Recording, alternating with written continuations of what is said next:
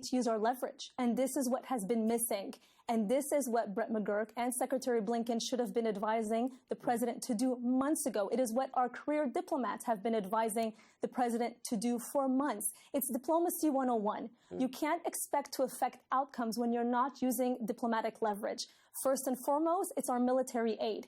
The way we continue to flow arms to Israel is not only a violation of international law, but it's also a tantamount violation of U.S. law.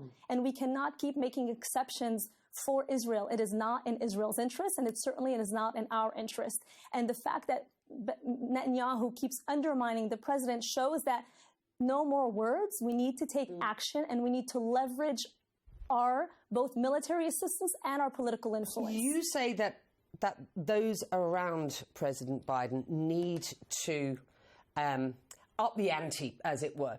Is this because he is getting this advice from those around him and not listening? Or to date, have they not been giving him the sort of strategic advice that you have just suggested? Look, I can just tell you what advice was coming from the field as a diplomat, the type of advice that we were sending up through diplomatic cables, the type of advice that we were trying to show was undermining U.S. credibility throughout the entire region. Whether it was going into the president's ear, that's really up for them to tell us. And I think that is also part of the reason why I resigned, because fundamentally I felt that we were not being heard. As diplomats, we were not being heard. And I felt it was my responsibility as not only a diplomat, but as an American, to come out and explain to the American people why this is hurting the United States. Is the Biden administration too little, too late in their shift, in their attempt to pressure the Israeli Prime Minister, Benjamin Netanyahu? There's a most recent polling shows that the Prime Minister is gaining popularity amongst the Israeli population compared to rivals like Benny Gantz, relieving some of the pressure on him if he were in this sort of pincer-like position, relieving some of the pressure on him at this stage. Has the Biden administration missed the boat? I think so. And this has been what's been so frustrating, that despite the ICJ ruling saying plausible genocide, despite the ICC ruling, we continue to provide political cover. And we continue to send arms sales, again, in violation of our own U.S. law. That has only emboldened Netanyahu and the far right. They have no reason to listen to us. They've been getting away with everything and then some. We need to stop it now. We need to use our diplomatic leverage, our arms sales, and stop protecting them politically and diplomatically.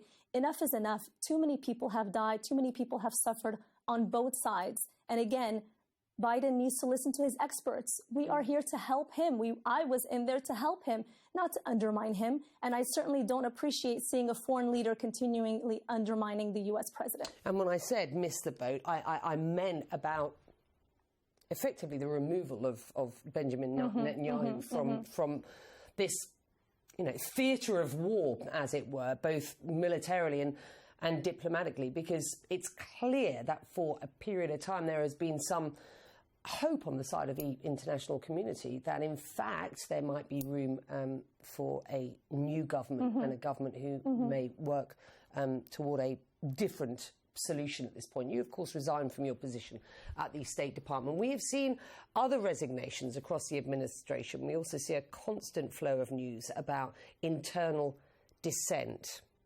Why have there not been more resignations, do you believe, at your level? Well, one, I will say that the number of resignations has really been unprecedented in terms of the interagency. I just spoke last night with the group of resignees, and it's incredible how much coverage we have in terms of our own interagency, Department of Defense, Department of Interior, USAID just recently. But I think a lot of people, have various concerns. For one, I think some people still want to believe that they can affect change from within. And others, as they told me, countless, I can't even tell you, Becky, how many people came up to me after my resignation was announced internally and said, we wish we could resign. We are so disgusted. A lot of it is for financial reasons. They said that to me very bluntly. They have kids to pay schooling for. They have various circumstances that they feel like they just can't. But I think people don't want to give up, especially for career diplomats. As you mentioned, I spent my entire adult life in the State Department. It was a devastating realization that I could no longer affect change. I could no longer do good from within the system. And a lot of people are holding on to that. They feel like they want to make their voices heard, but at the same time, they're scared to do so. It's a very strange time within the department. I have to say, it's been clear for a very long time, the lack of Arab voices within the administration and within the State Department. And then those voices that are there, it seems, haven't felt comfortable in raising their voices. What sort of impact do you think this is having and will have on, quote, the day after, when the guns eventually fall silent? And at this point, we don't know when that will be. Well, it's had an absolute chilling effect. We are the subject matter experts on the ground. We're the ones who live in these countries, who have studied the history intensely, who know the ins and outs of these countries. And when we're not listened to, and I can say in my particular situation, I was silenced, I was sidelined for the advice that I was giving, and my advice was based on my 18-year experience. I served in Yemen, I served in Qatar. Can I just follow up on that, Sure. just briefly? Sure. Silence and sidelined. Can you just explain what you mean by that?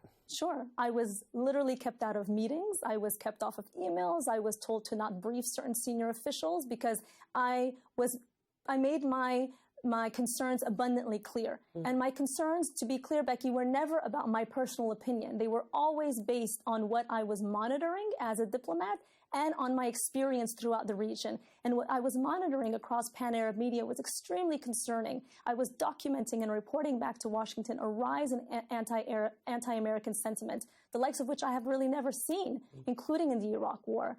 And it was unacceptable for me to continue undermining the U.S. throughout the region. And I was raising the alarm. This is dangerous to us. This is undermining our own U.S. national security. We must change course. And despite all the efforts, it was, thank you, we appreciate this, but please just basically stay quiet. I've read that you believe that some people just felt uncomfortable about listening to you and others specifically didn't agree with what you were saying. Was it more about people feeling uncomfortable about hearing from you? There was some of that. As I mentioned, I was sending reports back to Washington on a daily basis, and that included the pictures that were going viral in Arab media. What impact has your resignation made? Well, I hope that it has done some good, that has woken up the administration a little bit, not just mine, but all of the other resignees. I consider us patriots. We're doing this for our country. And whether it's from the inside or the outside, I hope the administration listens and tries to change course immediately for all those involved.